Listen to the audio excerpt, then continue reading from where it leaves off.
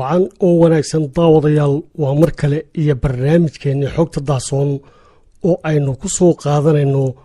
aragtiyaha dalalka reer Yurub ee ku aadan dhismaha ciidan badeed oo ilaaliya amniga maraakiibta ku gooshaysa marinka Hormuz. ku soo dhawaada barnaamijka.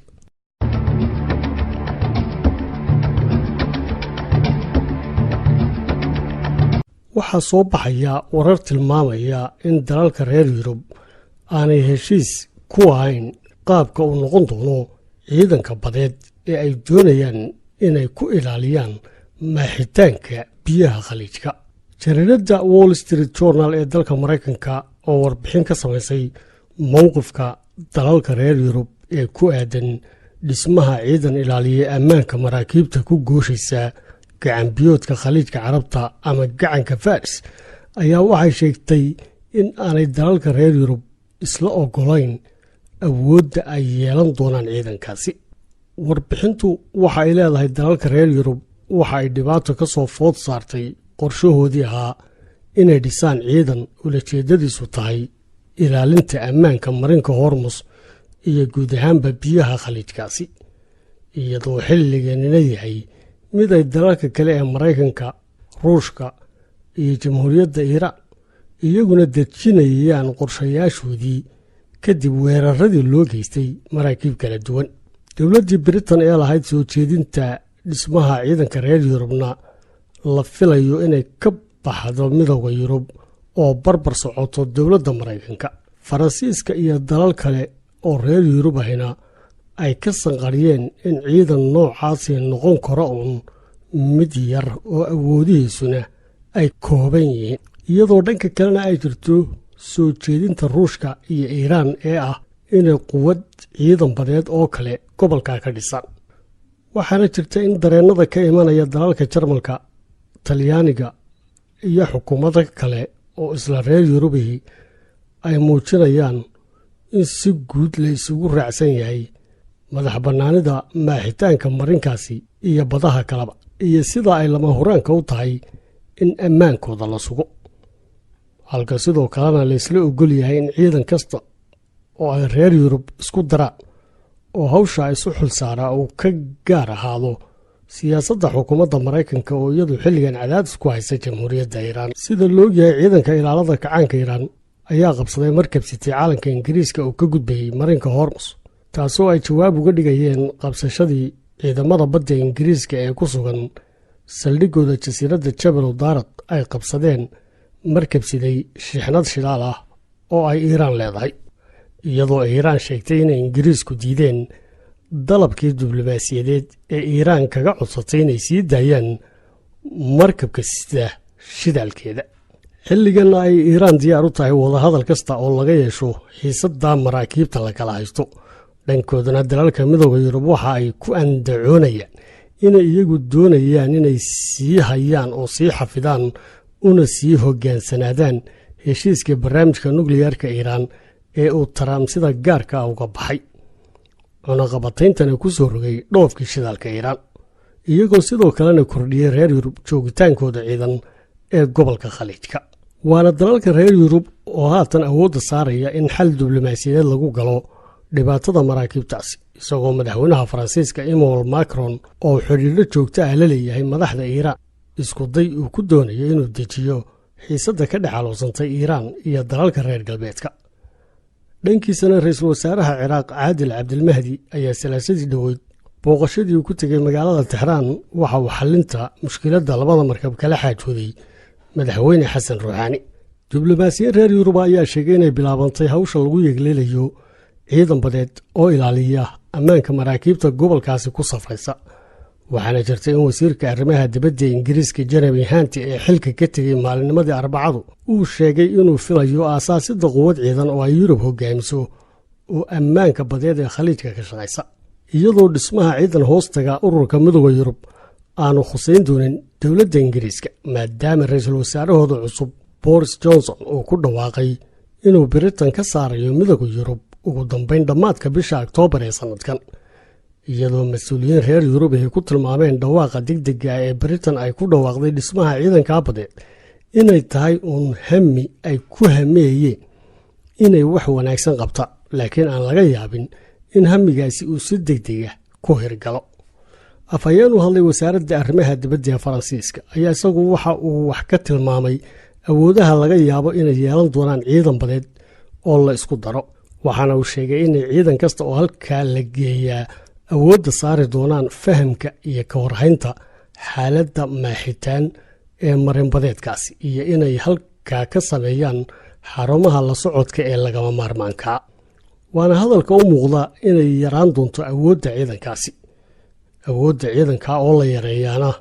waa mid dhiiri gelinaysa dalalka reer Yurub ee ka walaacsanaa dhismaha ciidankaasi kana fogaanayay in ka qayb qaadashadoodu ay waxyeello u geysato xidhiidhka diblomaasiyadeed ee ay la leeyihiin jamhuuriyadda Iiraan. iyadoo haddaba mandaqada khaliijku tahay marin badeedada aadka looga warhayo ayaa dhawaaqa dowladda Ruushka ee ku saabsan dhismaha ciidan badeed oo gaara oo ammaanka marinka qaabilsanaan doona ayaa wasiirka arrimaha dibadda ee Ruushka Sergey Lavrov waxa uu sheegay in ciidankoodu uu ahaan doono sida isbaahisyadii ka hortagga argagixisada oo ay qaybna ka noqon doonaan dalalka ahmiyadda siinaya in xididada loo siibo joogitaanka argagixisada iyo mintidnimada gobolka bariga dhexe, sida uu wasiirka Ruushka ahi hadalkiisa u dhigay. isu socodkii maraakiibtii ku gooshisay maranbiyoodka Hormuz ayaa waxoogaa hakadi galay kadib markii ay toddobaadkan bilowgiisii Iiraan qabsatay markabkiisii calanka Ingiriiska, waxaana intaa kadib jiray maraakiib kale oo la joojiyey ama muddo kooban la haystay oo la sii daayey, iyadoo maalintii Salaasada ayna dhaaftay oo keliya ay marinka ka gudbeen 292 markab. waxaana jirta in maraakiibta qaarkood ay isu barbarinayaan dhanka biyaha maxalliga ee Imaaraadka,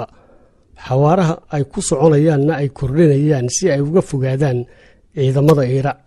halka maraakiib kalena marka ay marinka ka gudbayeen ay bedeleen calankii ay siteen islamarkaana xidheen calamada dalalka ay Iiraan xidhiidhka diblomaasiyadeed leeyihiin.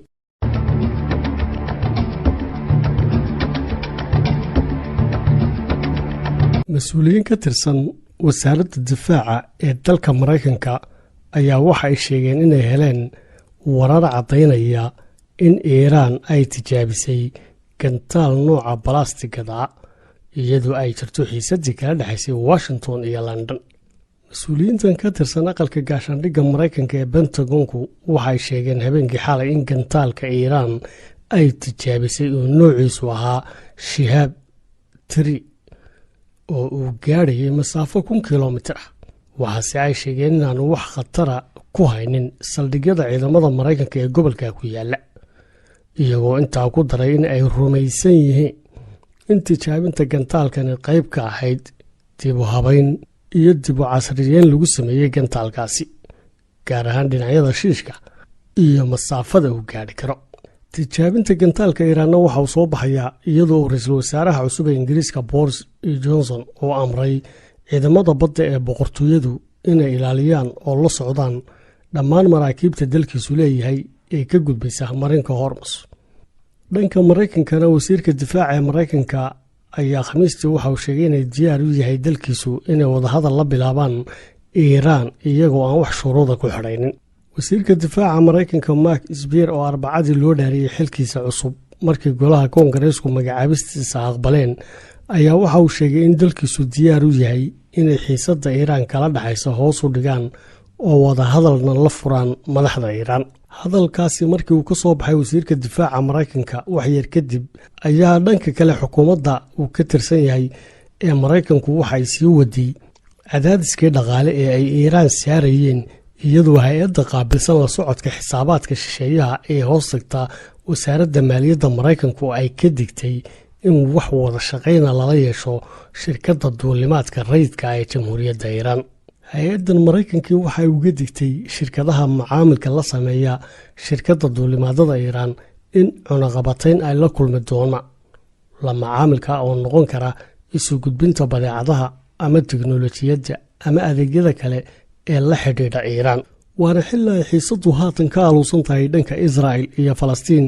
oo kadib falalkii cadowtinimada ah ee ay Israa'il maalmihii u dambeysay ku burburisay boqolaal dhismayaasha Falastiiniyiinta oo ku yaala duleedka magaalada Qudus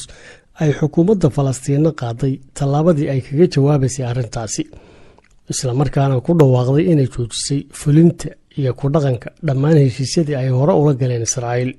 madaxweynaha Falastiin Maxamuud Cabbaas ayaa xalay ku dhawaaqay joojinta ku dhaqanka heshiisyadii ay hore ula galeen Israa'iil, waxaana uu magacaabay guddi ka shaqaysa sidii go'aankan uu gaadhay loo hirgelin lahaa. madaxweyne Cabbaas oo ka hadlayay kulan ay xukuumaddiisu ku yeelatay magaalada Ramallah ee ismaamulka Falastiiniyiinta ayaa waxa uu sheegay in dhammaan waxa ay Israa'iil ku kacayso ay yihiin tallaabooyin baadil ah oo sharci darra, islamarkaana aanay ogolaanayn iyagu falalka awood sheegashada ay Israa'iil ku wado shacabka reer Falastiin, isagoo beesha caalamkana ugu baaqay inay gutaan waajibaadkooda ka saaran ka hortagga burburinta guryaha Falastiiniyiinta ee deegaanka Waadi Xums ee duleedka magaalada Qudus.